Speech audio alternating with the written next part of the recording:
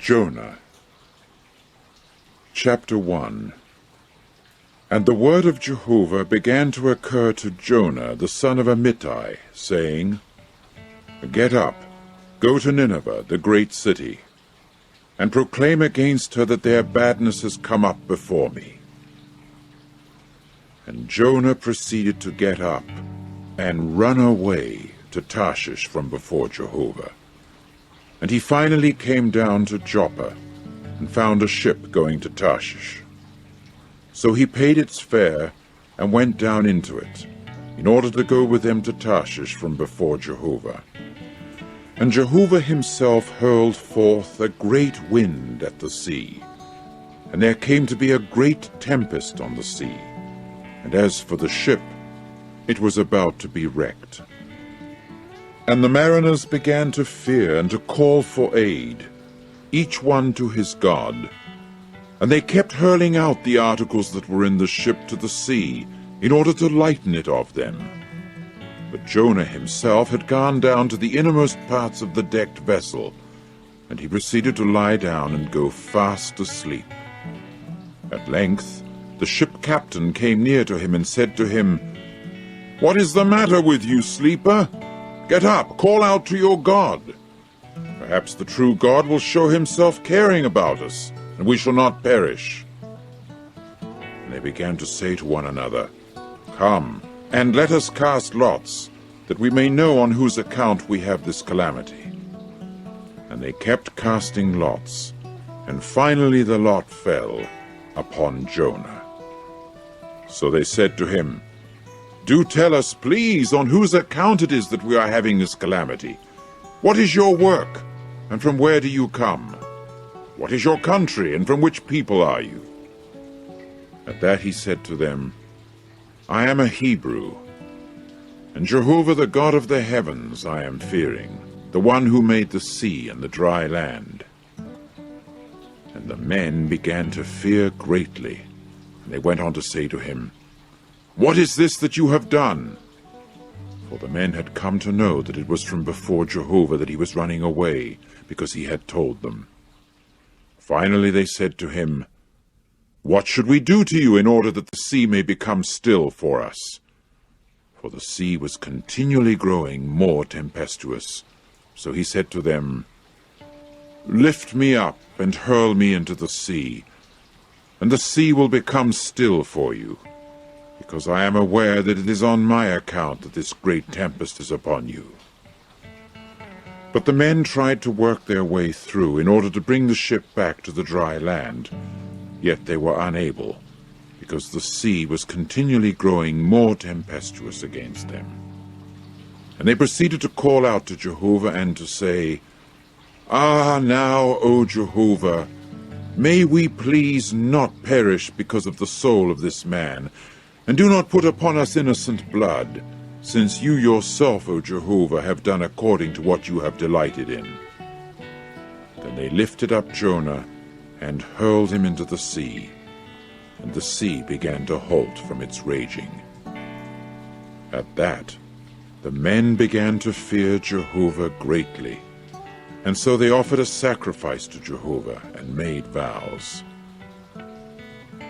Now Jehovah appointed a great fish to swallow Jonah, so that Jonah came to be in the inward parts of the fish 3 days and 3 nights.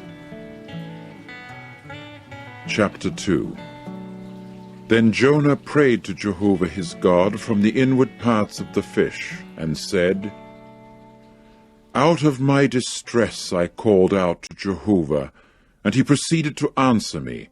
Out of the belly of Sheol I cried for help. You heard my voice.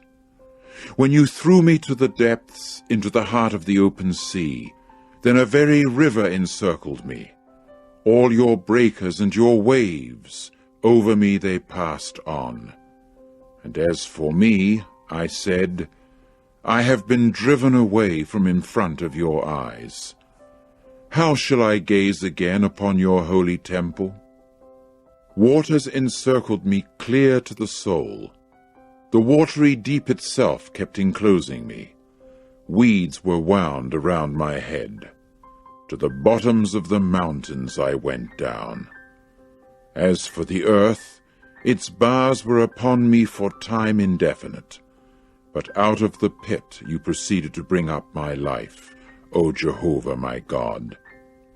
When my soul fainted away within me, Jehovah was the one whom I remembered.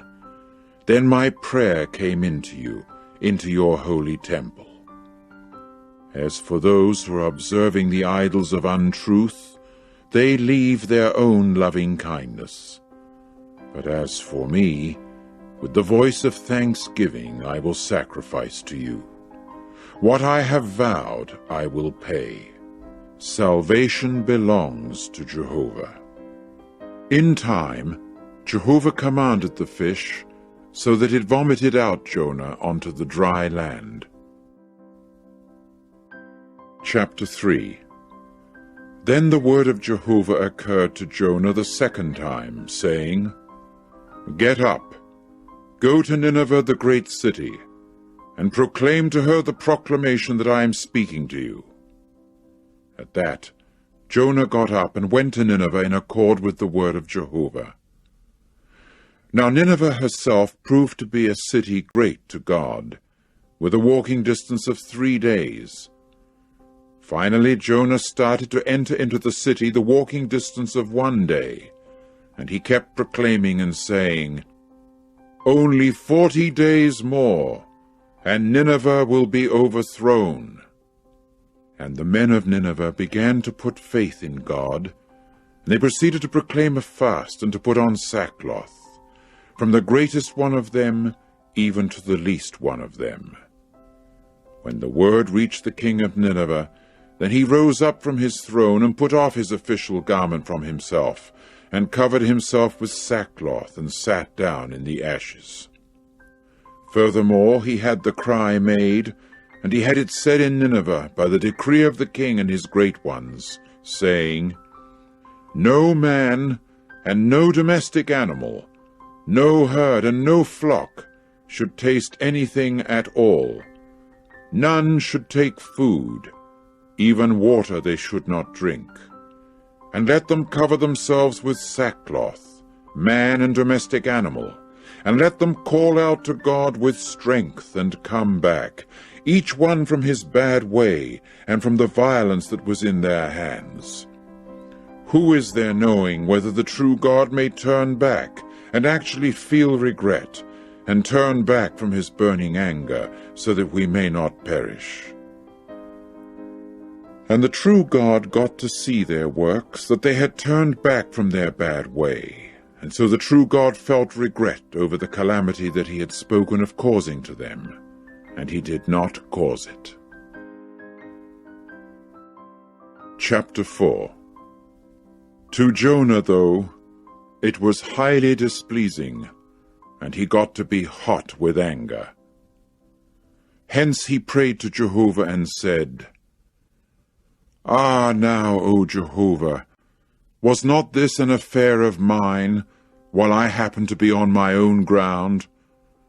That is why I went ahead and ran away to Tarshish, for I knew that you are a God gracious and merciful, slow to anger, and abundant in loving kindness, and feeling regret over the calamity.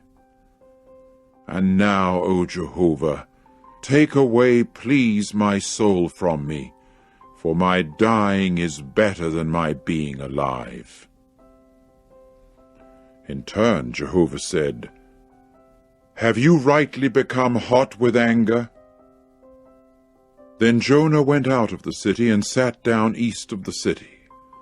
And gradually he made for himself there a booth, that he might sit under it in the shade, until he would see what would become of the city. Accordingly, Jehovah God appointed a bottle gourd plant, that it should come up over Jonah, in order to become a shade over his head, to deliver him from his calamitous state.